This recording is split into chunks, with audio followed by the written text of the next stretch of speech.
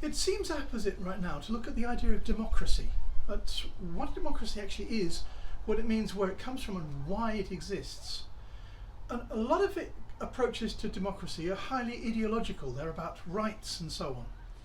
But the one that interests me most is the Dutch form, or what's often called polder democracy. Because if you're farming on the polder, you're farming below sea level. That means that you've got to get rid of any excess water.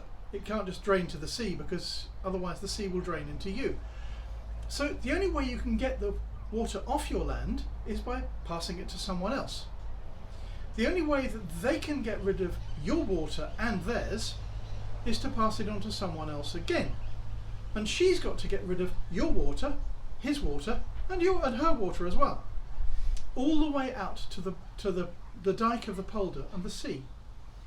Now, this means that you've got an overall imperative, a very pragmatic imperative, which is that you've all got to work together because you've got a common issue, which is that if you don't get rid of that water, you're all going underwater. This means that you've got to find ways to work together. You've got to do the tasks that involve working together. You've got to deal with the issues where people can't do those tasks. For example, if one farmer can't clean his drainage ditches because he's got a broken leg, then other people are going to come and help him. It's because it's in everyone's interest that this happens. If someone refuses to deal with the drainage of cleaning their drainage ditches, you're going to get a problem. So you all need to work together to either convince that person that they really do need to clean the drainage ditches for everyone's sake, including their own, or else that person, unfortunately, really can't stay on the polder. Now, it doesn't matter what religion someone has, whether you like them or not, if you don't work together, you're all going underwater. So this is where things like the role of the bailiff comes in, to negotiate with people who either can't or won't do their task.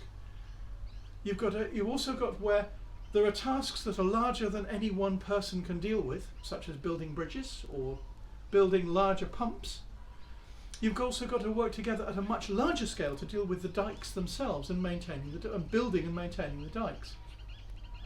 So the democracy arises not from some abstract ideal, but from purely pragmatic concerns.